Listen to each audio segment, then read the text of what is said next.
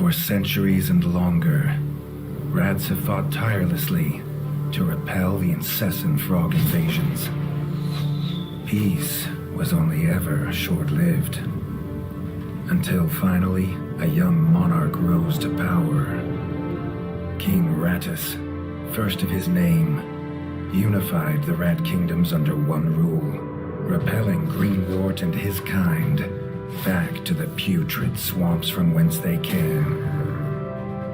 Crops prospered, families flourished, and the magnificent Crimson Keep climbed ever higher toward the sky. But as time passed, King Rattus the Savior grew old, and the kingdom vulnerable once more. His people grew anxious, some claiming to perceive a faint odor in the air. Green Wart had returned with a ferocious vengeance. Amassing an army of unfathomable scale, he burned everything in his path towards the Crimson Keep. King Rattus gazed down upon his withered claws, barely able to hold the crown. He had little hope wielding a sword, so it was decided the crown should pass to Whiskers new. Arise, young prince, for the kingdom needs a hero. And so, your tale begins. If he was scared, he wasn't showing it. He was going to show all of them what he was made of. If nothing else, this'd be no easy win for Denis.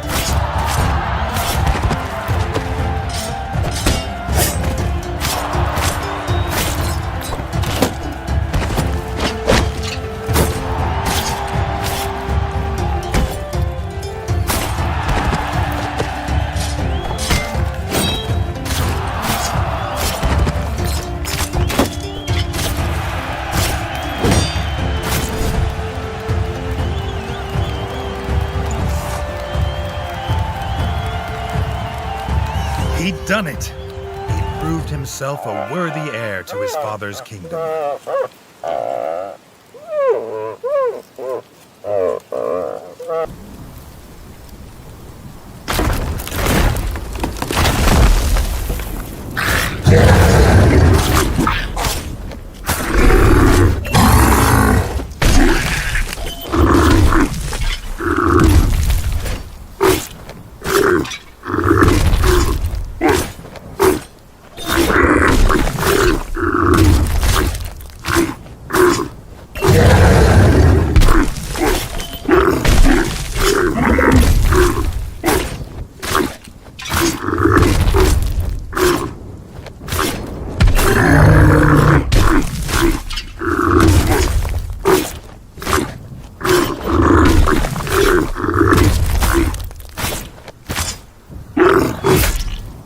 Of a guard frog wasn't an easy kill, but it was a sweet one.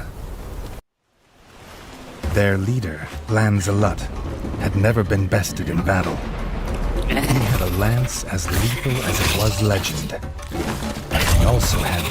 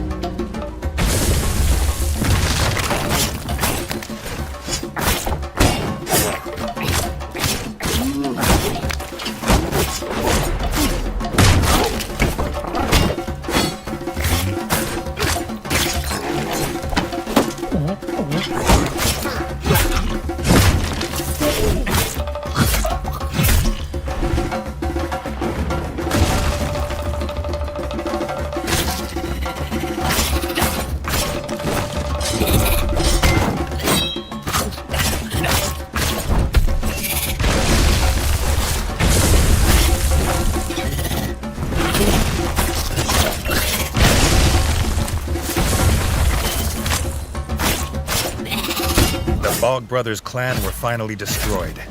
Reggie knew they would not be the last.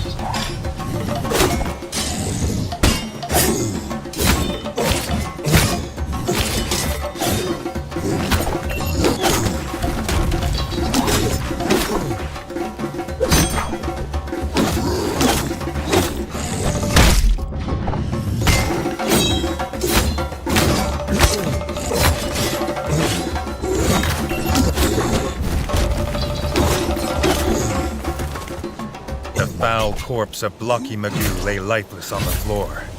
He had croaked his last orders. The book wasn't just buried. The whole Grand Library was abandoned.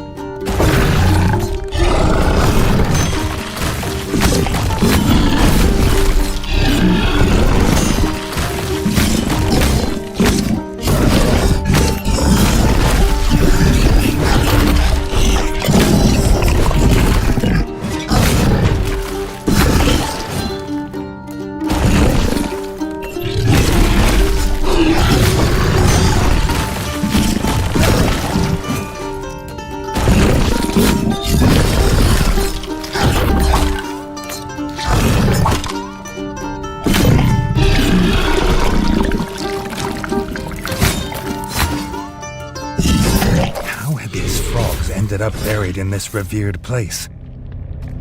More of his father's secrets. But for now, he had found the book. The other mysteries would have to wait.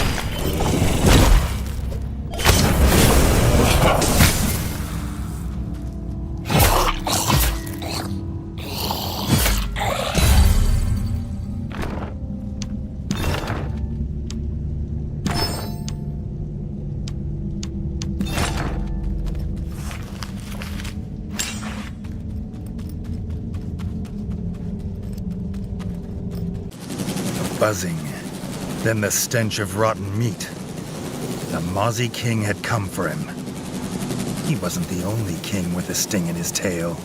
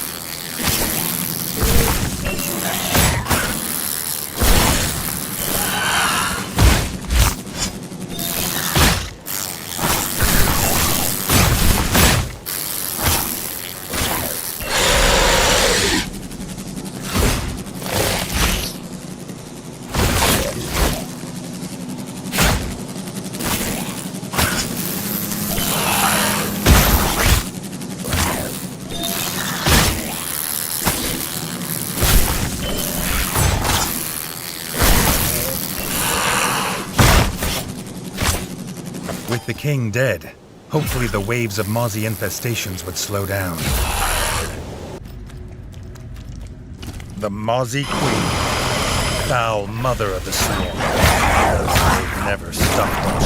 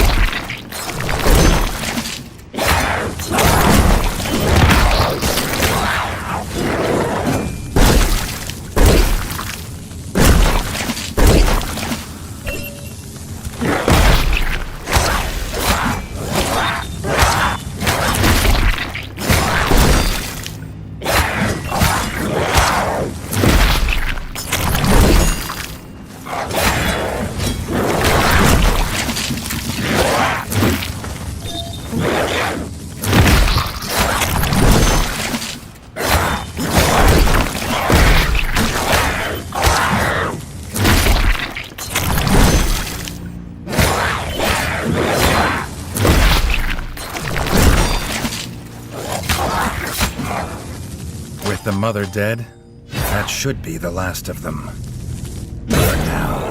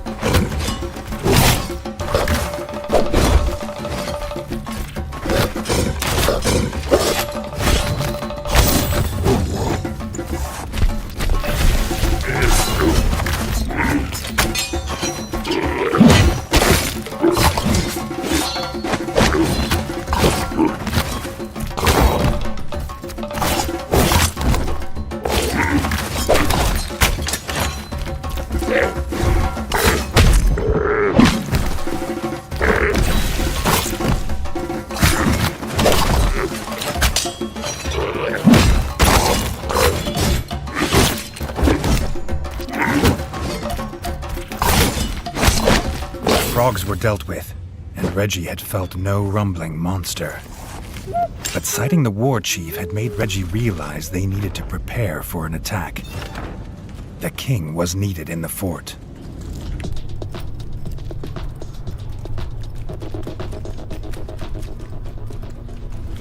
The switch that gave electricity must be beyond this room. But they'd have to get past the grubmother first. She was the one infesting the mines with her grublings.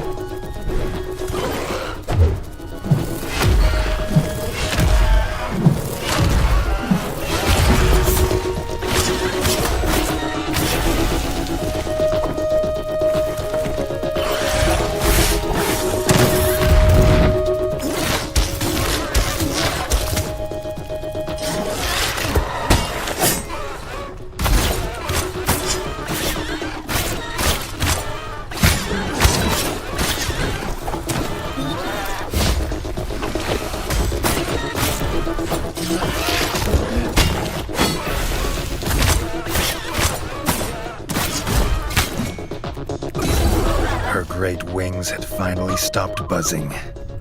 She and her young would infest this place no longer. This strange device was a blaster. Molecraft more deadly than most bows. Reggie wondered what the smith would think.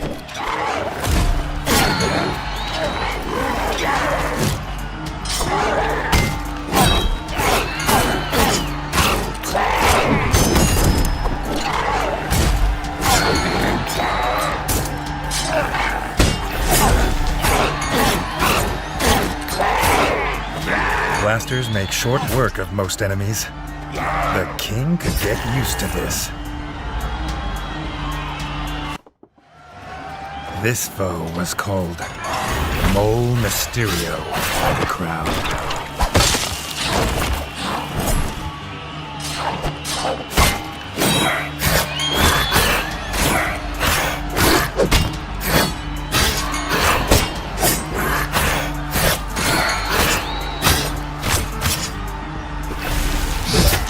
He wondered what name the crowd would give him if he returned to the arena again.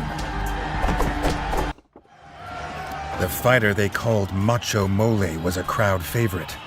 Many a mole has lost their head to the brutal swing of his axe.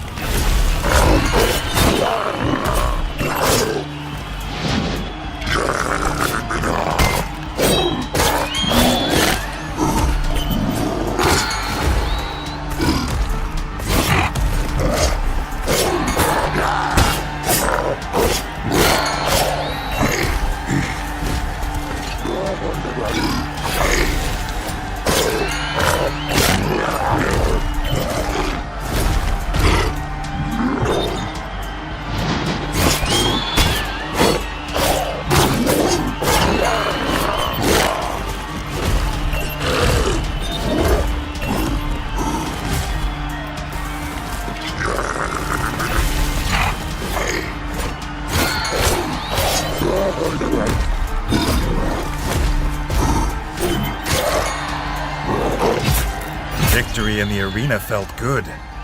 Maybe Reggie could learn to like this.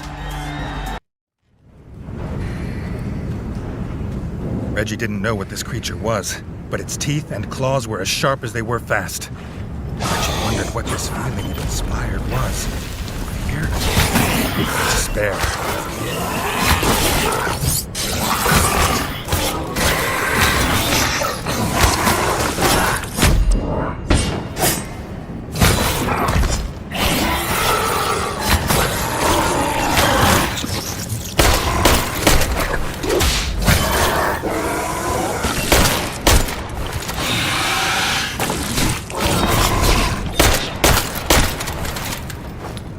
It was dead, and Reggie could barely believe he'd survived.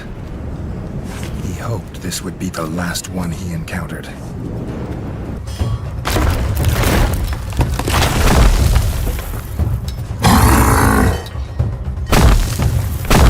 He died as he lived, defending ratfolk from the scourge of frost. The guard captain had truly earned his place. Two hillside kings.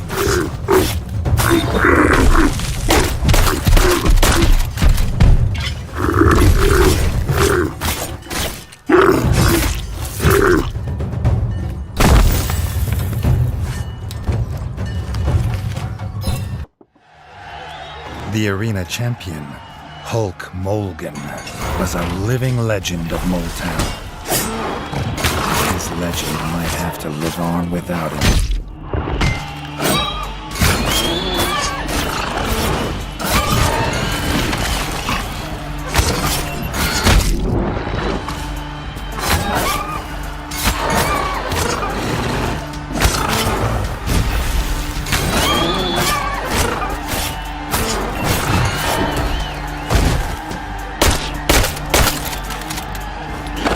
Arena champion, King Demolition. They cheered.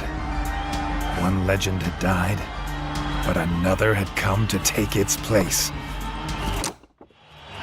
The Molberg shield was thick and heavy, crafted from the strongest plate metal. Getting past it would not be easy.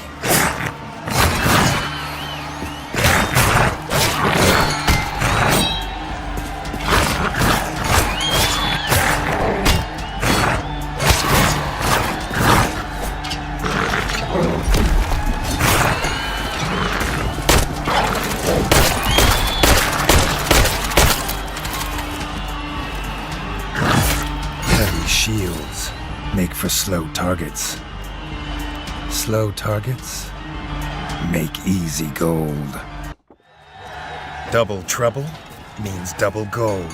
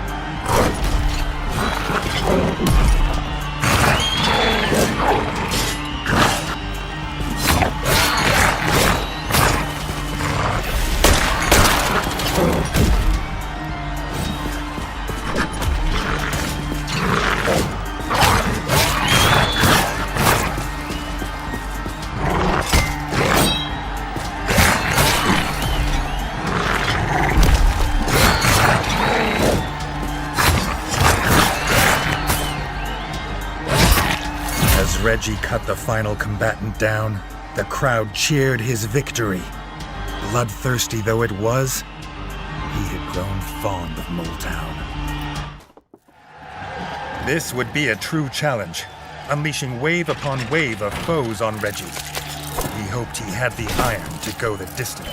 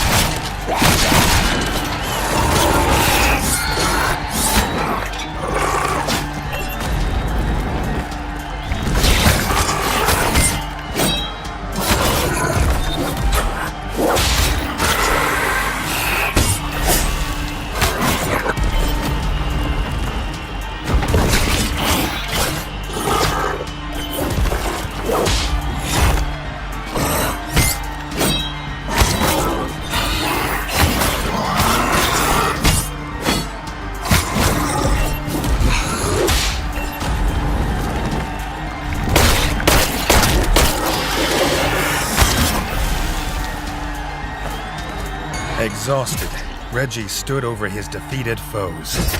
He had truly earned his status as a legend of Moletown. He wondered if he preferred glory to duty.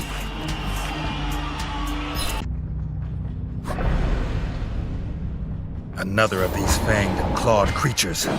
But if he could kill one Reggie reasoned, he could kill two.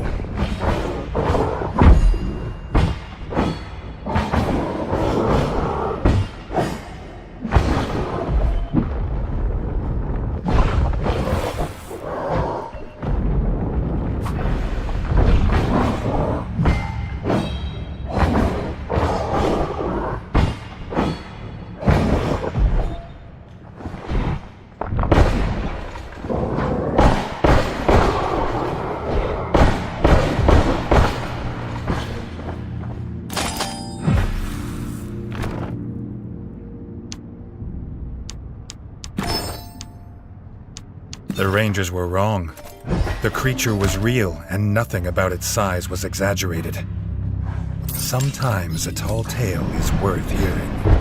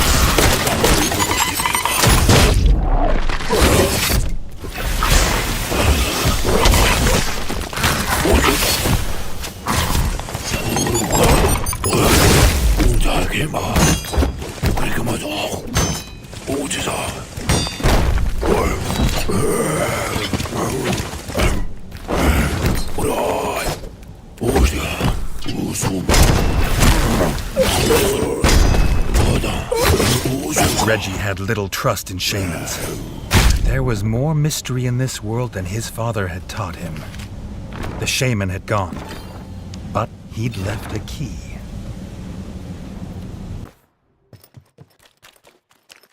The shaman had tried to hide in his workshop. The things he'd made and used on Reggie's kin were here. There was nowhere he could hide.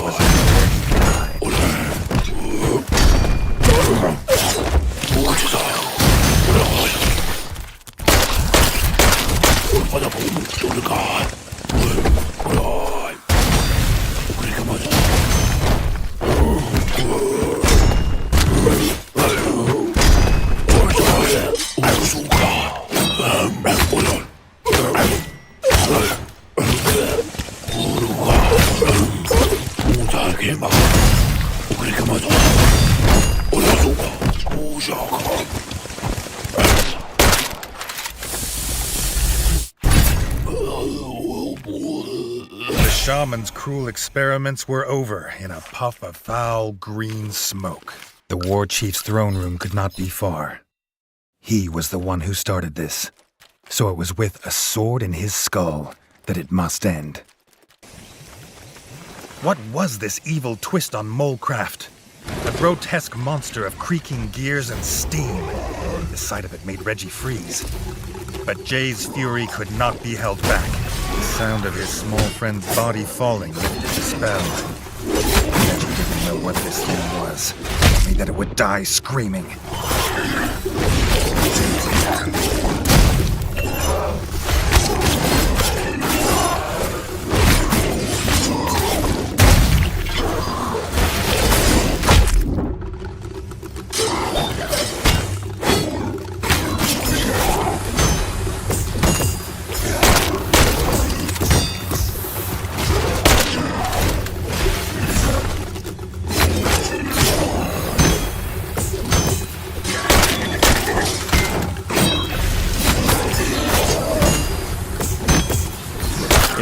Beast, but his own brother in the evil machine.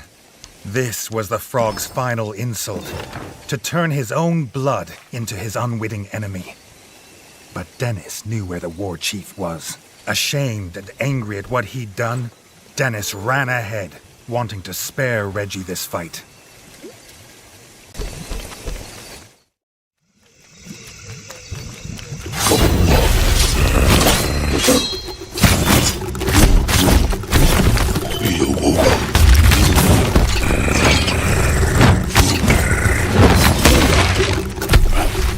No, Reggie wouldn't believe it. Everything the evil frogs had taken from him. His father, his friend, his kingdom. They wouldn't take his brother. And they wouldn't take him.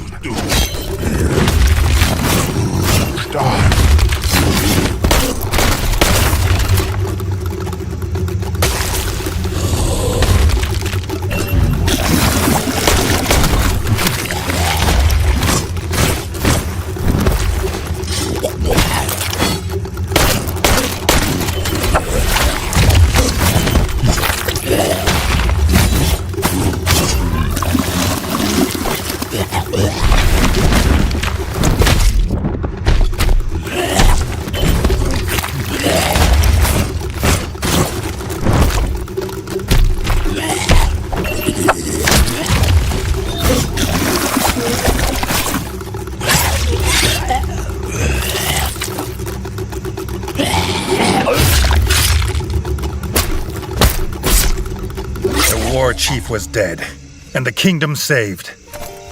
But what did it matter if his brother was gone?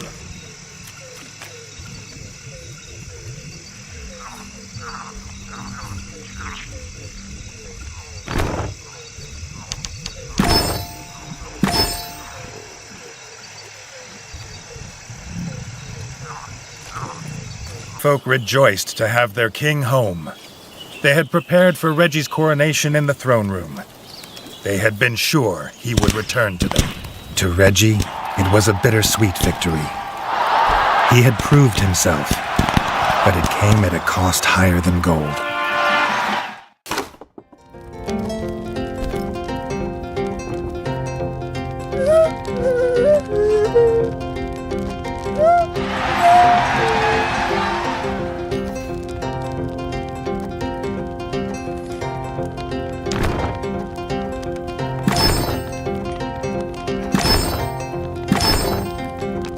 It was the start of a true golden age, free of the scourge of frog spawn.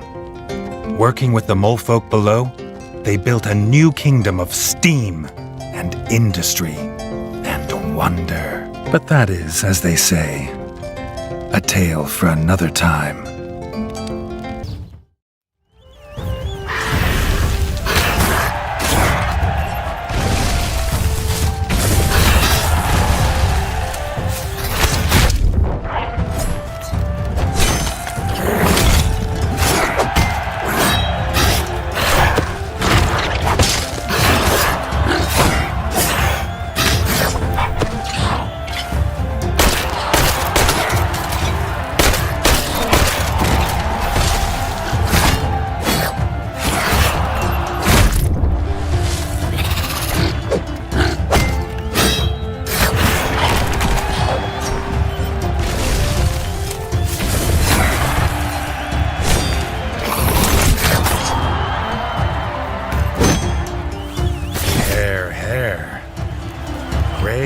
Put up a hearty challenge, but his grand hops were no match for Reggie's iron will.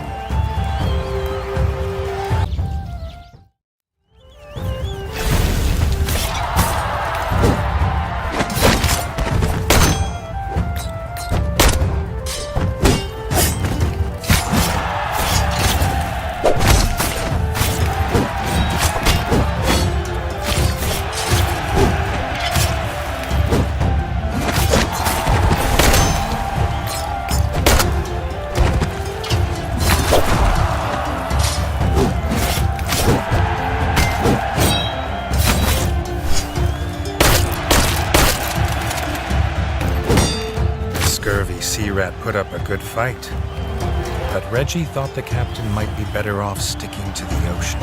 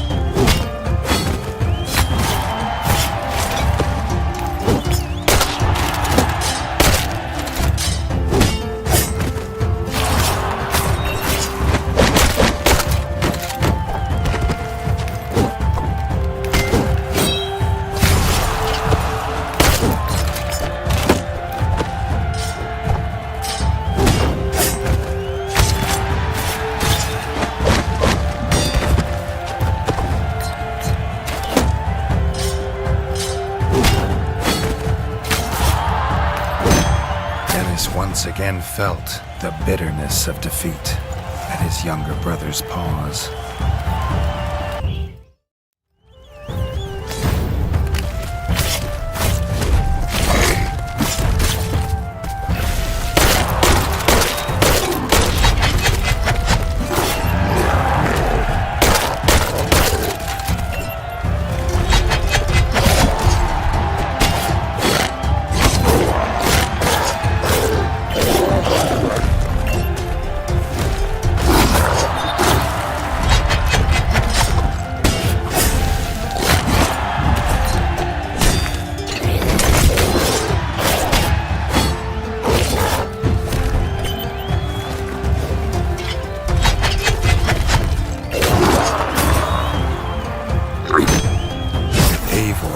Admitting defeat, Reggie knew he had passed the old rat's challenge. The young rat truly was the people's king.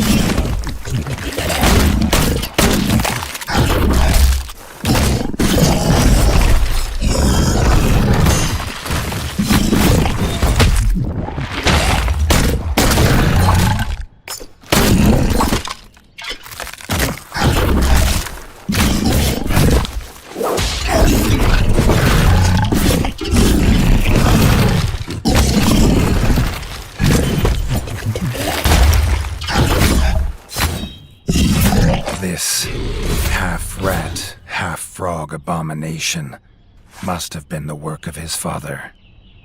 Reggie wondered whether this was the source of all the undead in the crypts. Another of King Radis' secrets, best kept hidden. Amy had taken refuge by an old statue and was getting some much-needed shut-eye. Reggie only meant to wake the bard, but his shout awoke the zombified remains of Mausamoto Muslashi.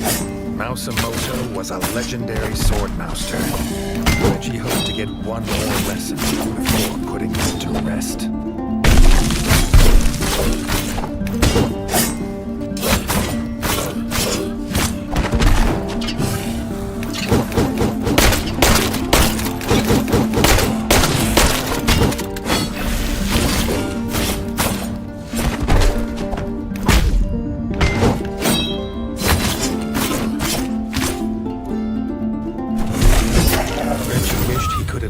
Mausamoto when he was alive, but now his dual blades had fallen silent forever. Reggie directed Amy to the Crimson Keep, glad to have found her safe. As soon as Reggie set foot in the Hall of Books, he knew something was wrong. Something in the shadows, quieter than a mouse. It was Bamboo, an infamous warlord known for his brutality with a halberd.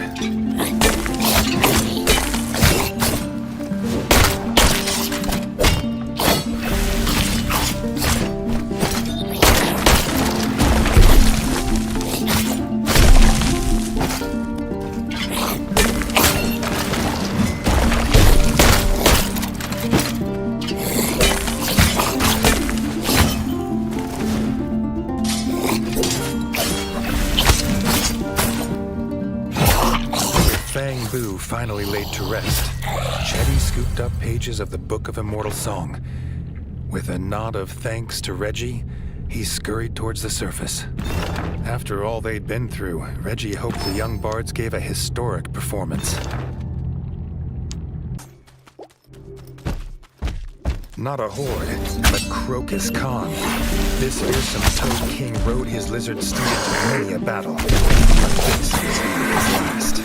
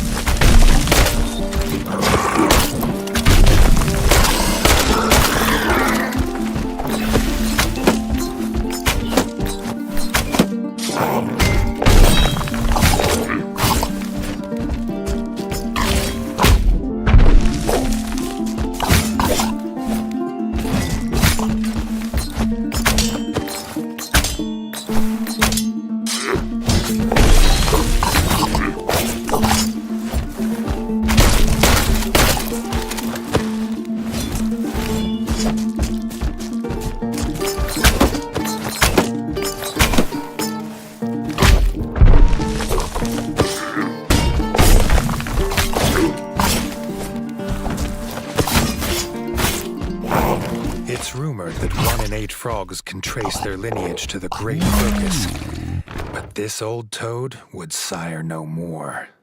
With Crocus defeated, Johnny and Bertle thanked Reggie for his help. Reggie hoped in the future they would find safer and less pungent places to trade.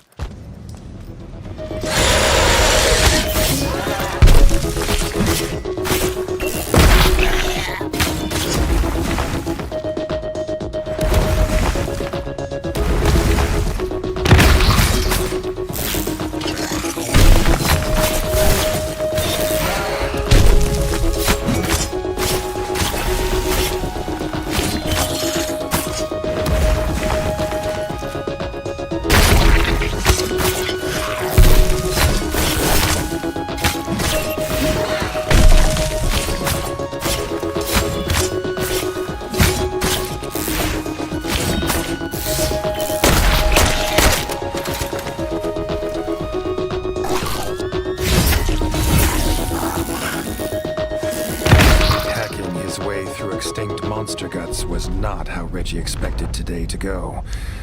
Still, the head of a legendary mudworm to adorn his royal bedchamber would be no small reward.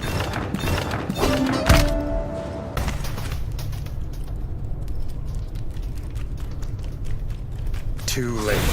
The Pit King had returned from purpose and found Reggie instead.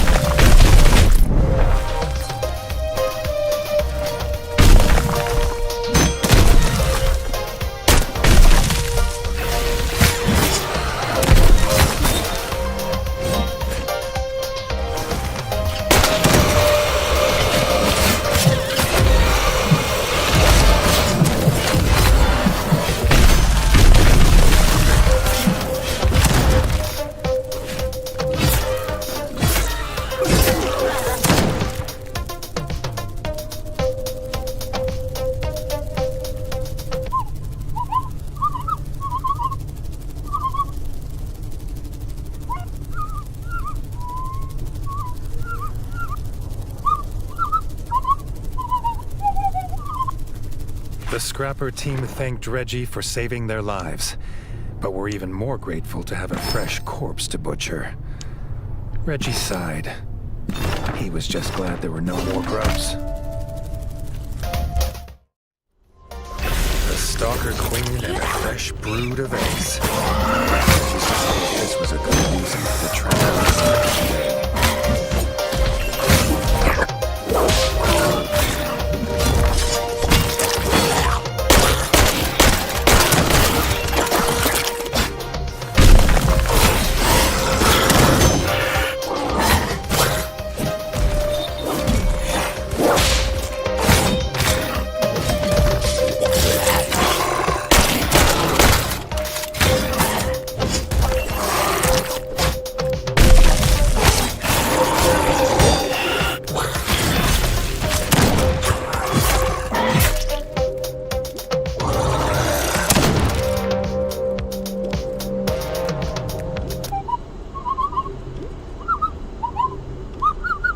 Together, Rat and Mole felled the Stalker Queen. Seb swore to get the tram working again single pod, in thanks for Reggie's help. Reggie was just happy to have made a new mole friend. Reggie's renown in the arena brought challengers from every corner of the known ratdom. From the cold rivers of the north came the brutal Billy Van Dam.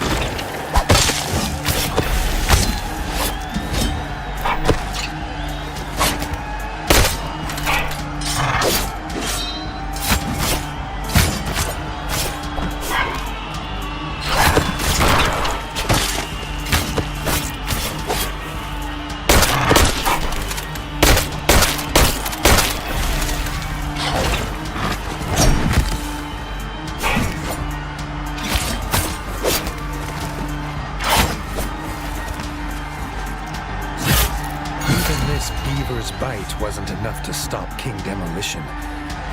Reggie wondered if he'd gained any fans among the beaver folk. Mohammed Moli made a name for himself with his swift feet and swifter paws. But Reggie could roll like a hedgehog and bounce like a bat.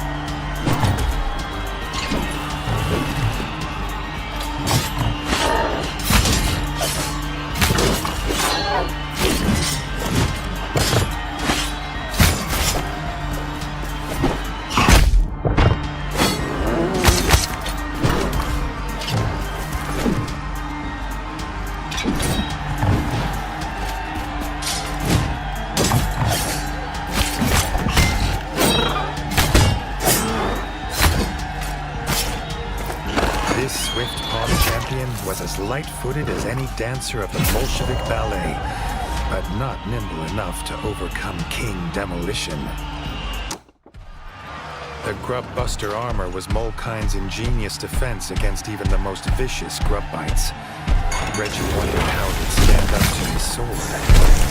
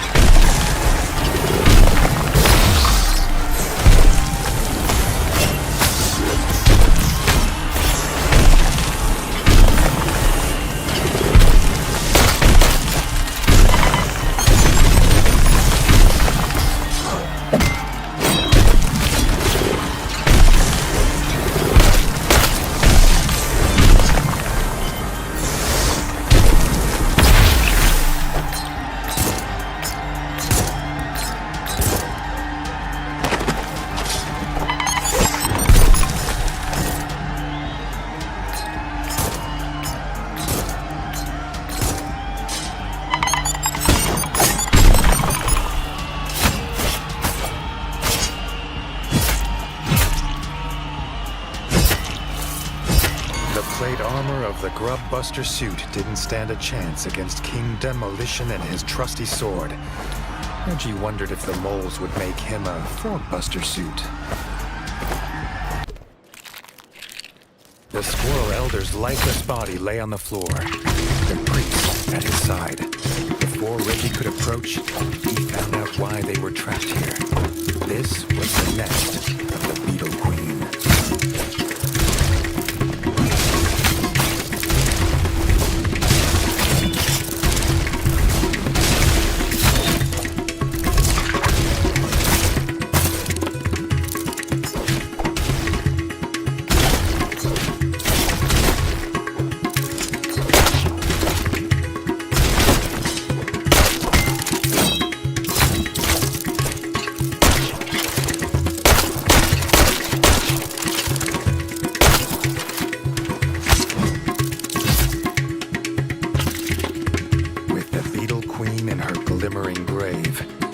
Approached the still body of the Squirrel Elder.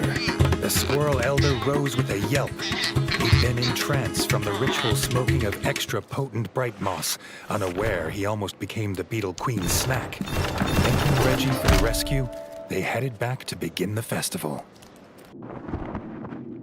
The shrine of the tapped root stood before him, but the root looked damaged. Before Reggie could wonder what had done this, he got his answer. A Rootworm, bloated and enraged by bright sap.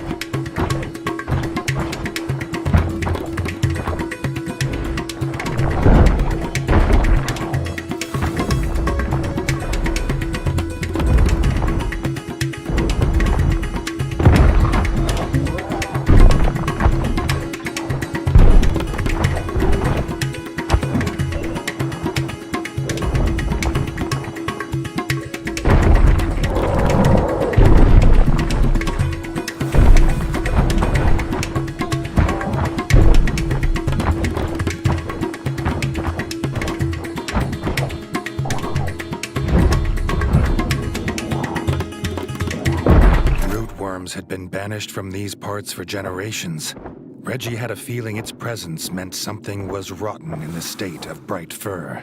To Reggie's dismay, the tap was broken. Reggie did not look forward to returning to the Squirrel Elder with no sacred sap and news of rootworms. The frog squatter was none other than General Hackett, no better than a common thief looting supplies.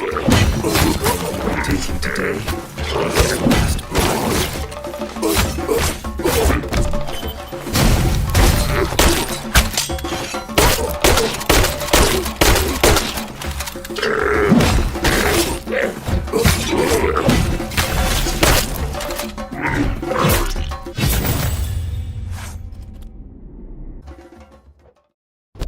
Seems he wasn't the only one here for vengeance. Shield Maiden Yellowtongue was waiting, screaming the name of her fallen brother, Warchief Wart.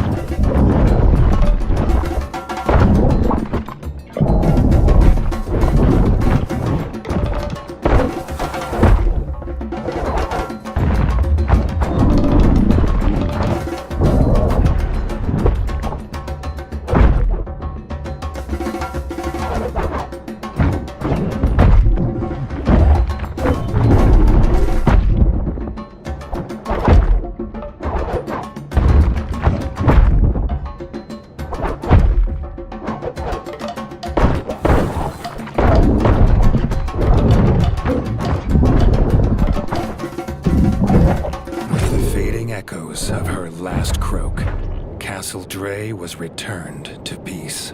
There was a shrine in the room, carved figures of Reggie and his enemies in bright fir forest. The frogs had planned it all to lure him here.